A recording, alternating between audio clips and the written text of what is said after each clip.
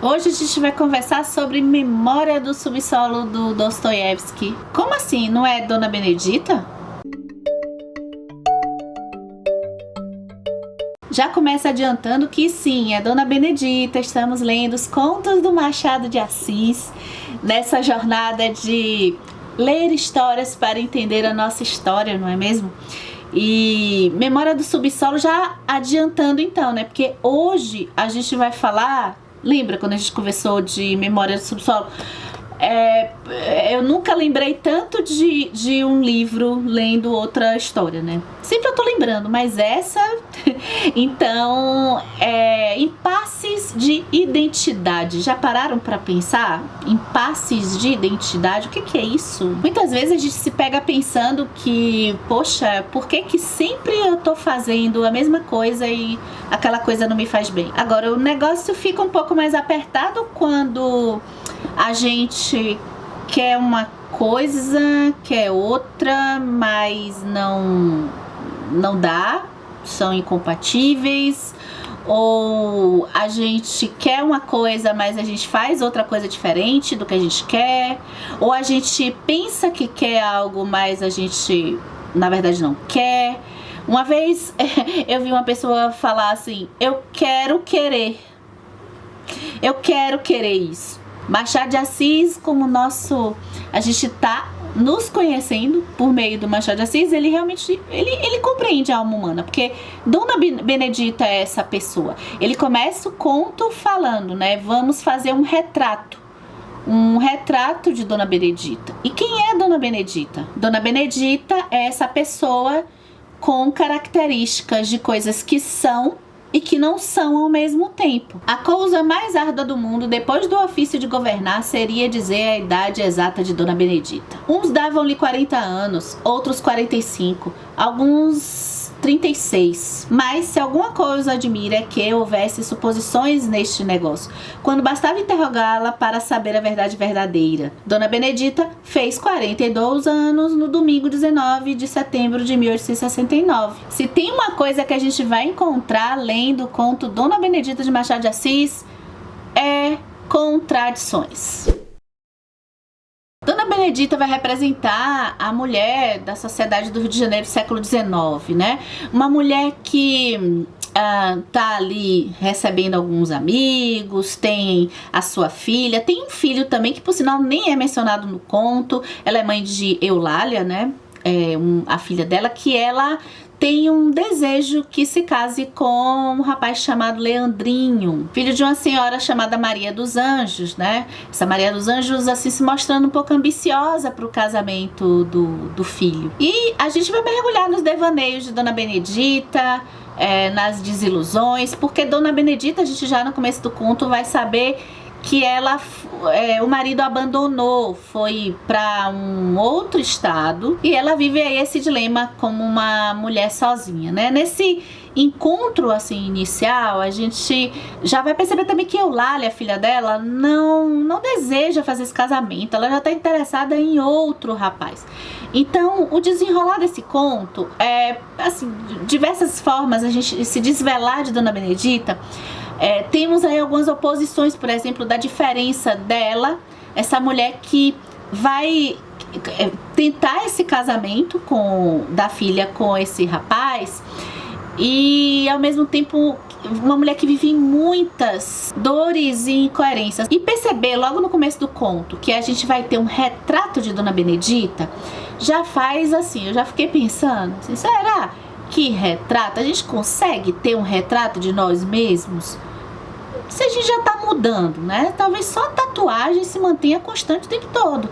Porque nós, até células, tudo tá em constante movimento, né? Machadinho de Assis, suas palavras, a gente vai pensar assim, é possível explicar exatamente alguma coisa? Eu li alguns artigos, como eu sempre faço para esses vídeos, pra gente poder elaborar legal, assim, as nossas discussões, e todos estão aqui referenciados nesse vídeo do YouTube, aqui no box de descrições. E eu gostei muito de pensar nessa coisa do governo, que esse governo de casa, e a gente já viu isso em outros contos que a gente já discutiu aqui, né? Parece que Machado de Assis vai sempre colocar o público e o privado. Esse governo da casa talvez se confunda com o governo do país.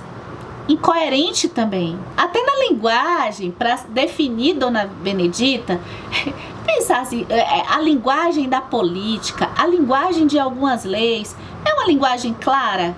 É uma linguagem precisa que deveria até não ser expressamente, literalmente perfeita, mas é uma linguagem minimamente que qualquer pessoa pode entender. Agora, os anseios e os desejos de Dona Benedita é muito século XXI. Machado escreveu no século XIX, é muito século XXI. Quero saber sua opinião. Porque assim, os desejos dela nascem e morrem em, sei lá, 2 horas, em menos de 2 horas. A gente, sei lá, vai para o Instagram, daqui a pouco já quer ir lá pro YouTube, aquele canal favorito já é o outro, aquele vídeo eu vou fazer isso e dá-lhe produtividade, né? E Dona Benedita, né, quer aqui, vai pra lá, ela manda carta, tem uma carta que ela quer mandar, ela escreve e ela consegue se concentrar. Outra coisa que eu fiquei pensando, né, Dona Benedita é tão século XXI, porque nem se concentrar, déficit de atenção, já ouviu falar? Nem se concentrar Dona Benedita consegue. Agora olha só que interessante, né, a Ana Carolina de Sateles escreve um artigo que diz que a Dona Benedita, concorda, assim, faz muito sentido pra mim. Dona Benedita vive o simulacro do casamento. Sabe o que é simulacro? Simulacro é imitação. É uma tentativa de ser aquilo que não é e daqui a pouco já ser outra coisa. E tem um trecho na dissertação dela que me fez voltar para uma parte desse conto que eu simplesmente reli essa parte. Na verdade eu treli, né? Eu li pela 3ª vez essa parte e eu simplesmente fiquei encantada, que é a parte que Dona Benedita tá tentando fazer assim uma costura e a chuva tá num dia de manhã que ela acorda logo depois do jantar, tá? Isso aqui não é spoiler, por favor, gente. Demais chovia. Dona Benedita arredou a cortina da janela, deu com os vidros molhados. Era uma chuvinha teimosa. O céu estava todo brochado, de uma cor pardo escura, malhada de grossas nuvens negras. Ao longe viu flutuar e voar o pano que cobria o balaio que uma preta levava à cabeça. Concluiu que ventava. Magnífico dia para não sair e, portanto, escreveu uma carta. 2 cartas, todas as cartas, de uma esposa ao marido ausente. Ninguém viria tentá-la. A função feminina de uma moça negra com o balaio na cabeça. Conexão de Dona Benedita com essa moça, porque é o fardo, é o peso de uma sociedade dura, né?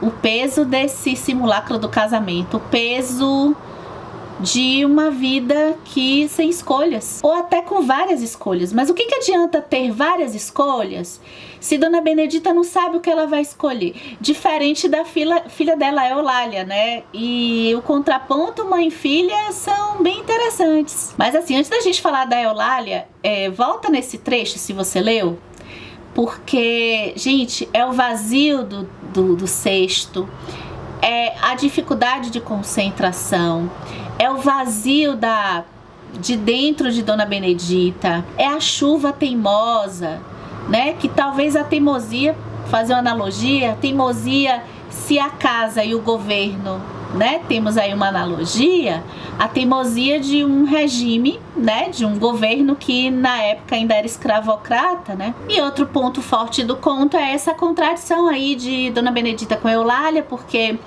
enquanto Dona Benedita tá lá no alto engano, logo na descrição a gente vê Eulália completamente diferente. Ela lembra um pouco a Capitu do Dom Casmurro. É uma moça que vai fazer assim os contornos, né, do seu destino para ter aquilo que ela deseja. E ela é resoluta, ela é de poucas palavras. Quando a gente vê Eulália, lê sobre Eulália, não tem contradição. A gente vai ter aí uma batalha doméstica da força, talvez aí do governo, Dona Benedita para que Eulália se case, né? E Eulália talvez, viu, gente? Talvez. São várias as interpretações. Quero saber de vocês. Aqui não é pra gente limitar, né? E talvez a gente tenha aí Eulália, uma mulher que vai dizer o que ela quer realmente. Mas o melhor de tudo isso é a gente ver, por exemplo, Machado de Assis, a questão psicológica. Machado de Assis tem uma sacada, porque a gente vê no Conto de Dona Benedita essa coisa da transferência, né? Dona Benedita tá falando que Eulália é algo que ela não é. Ela diz, Eulália não tem vontade. Ora, quem não tem vontade é ela. E aí a gente entra no tema da transferência, né? Eu sugiro aqui o vídeo do Christian Dunker falando sobre transferência, caso você queira entender mais sobre esse tema. Mas essa projeção que muitas vezes, eu não sei se já aconteceu com vocês, eu já me peguei fazendo, e eu também já fui meio que vítima disso, né? De falar uma coisa que eu tinha certeza que eu não era e que eu sabia que era aquela pessoa. Então a gente transfere pro outro, achando que o outro tem uma característica que na verdade é a nossa característica. E também existe algumas teorias aí no campo da psicologia que dizem que inclusive personagens, pessoas que mais te incomodam, que você não gosta, que mais te incomoda, é porque revelam algo que tem dentro de você, né? Dentro de nós. Dona Benedita se ilude muito, é gostoso acompanhar isso nesse conto, porque ela acha que ela tá controlando a filha, ela acha que ela tá controlando o próprio destino e não tá, quanto mais a filha. E então a gente entra agora no tema da autossabotagem. Eu adoro porque eu faço, então tem que estar atento. Não sei se você identifica que você fez ou faz em algum momento da sua vida, tem que ter atenção, porque é algo que a gente não percebe que está fazendo. E então a gente pode aprender com Dona Benedita, né? Autossabotagem, Dona Benedita em 4 coisas. Dona Benedita quer fazer a carta ao marido, né? Não sabe se é uma carta grande, se é uma carta, ela quer fazer todas as cartas. Ela faz a carta, se desvia do assunto e não conclui a carta. Dona Benedita quer, na verdade, encontrar o pai de Eulália. Então Dona Eulália menciona o pai, Dona Benedita desvia o assunto. Presta atenção se não tem algum assunto que às vezes a gente não quer lidar com ele, já tá desviando para outra coisa. E o mais presente no conto, que Dona Benedita diz que vai fazer e não faz, ela quer fazer e não faz, é a viagem ao Pará. Porque o marido lá do Pará, então ela quer ir, ela se organiza para ir, mas numa hora, dá pra trás, né? Quem nunca? E aí quando chega no final do conto, a gente se depara com a palavra veleidade, que pra mim era uma palavra que eu não conhecia. Claro que eu fui pro dicionário. Se você lê o conto, me conta, assim, faz todo sentido, né? Quer dizer, o Machado de Assis coloca um elemento ali fantástico da fada, e Dona Benedita realmente é a tal veleidade. Veleidade é a vontade inútil.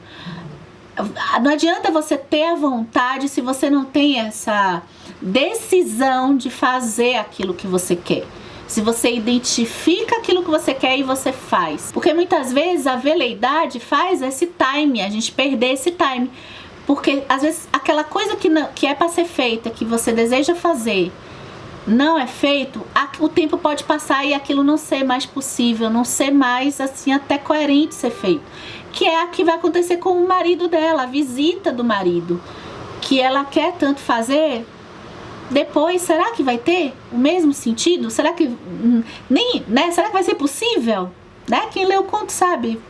Tô aqui me esforçando para não dar spoiler. E então, acho que ler Dona Benedita é uma oportunidade de a gente pensar na dinâmica dos desejos, a dinâmica de desviar dos nossos desejos, a dinâmica de entender que, claro, que tem uma parte do nosso destino que é inevitável. A gente conversa sobre outras histórias aqui do canal, mas às vezes aquilo que a gente pode fazer e que a gente tem condições de fazer é observar se a gente não está fazendo por uma autossabotagem, ou observar por que a nossa atenção se desvia com tanta facilidade. Agora eu fico pensando também, já preparando aqui a tibia, eu fico pensando também a gente levar essa lógica do público e do privado. Se na área pública, vamos pensar agora século XXI, não é interessante para quem está no poder que a gente não tenha foco, que a gente desvie mesmo dos assuntos que nos interessam? Então será que a notícia de um assassinato de hoje, né, que quando eu tô gravando aqui tá rolando, né, parece que o filme se repete, né, a notícia e a comoção, a notícia, aí daqui a passa um mês já é outra coisa, né? Já não, né? Raramente a gente vê, por exemplo, a Marielle, que ainda é um pouco assunto, né? Muito empurrado, mas normalmente o desvio, o foco, logo já é desviado, né? Então, vamos lá, vamos fazer o sorteio do próximo conto. A gente tá terminando esse especial de passar o final de semana além dos contos do Machado de Assis. Eu também preciso falar que eu não falei, se você está perdido nesse vídeo, isso aqui é uma série de vídeos em que a gente está lendo e analisando os contos do Machado de Assis e conversando aqui na roda do canal Comparando Livros no YouTube. Então, no vídeo anterior, que foi de ontem, se você está acompanhando ao vivo, de certa forma, eu falei de contos que eu vou colocar na Tibiajara, porque eu não conhecia esses contos do Machado de Assis. Foi uma fase bem inicial dele como escritor, então não tá nessa coleção que eu mostrei no primeiro vídeo, né? Eu ando mostrando em alguns vídeos que tem todos os contos do Machado de Assis. Mas assim, os contos do Machado de Assis estão no domínio público, então inclusive o link do domínio público para você ler os contos do Machado de Assis tá no primeiro vídeo dessa série, tá no vídeo de ontem, se eu não me engano. Então, esses papeizinhos eu vou colocar daqui a pouco, opa, foco. Eu vou colocar daqui a pouco, mas eu vou fazer o sorteio sem eles, tá? Dos contos novos. E eu falei os contos que eu vou colocar ontem, tá? No vídeo de ontem. Então, ó, eu vou sortear o próximo conto que a gente vai discutir. Não sei se vocês gostaram de passar, desse especial de passar o final de semana lendo contos do Machado de Assis. A gente leu 3 contos e agora eu vou sortear. Vieram 2, peraí. Ai, vieram 3, peraí.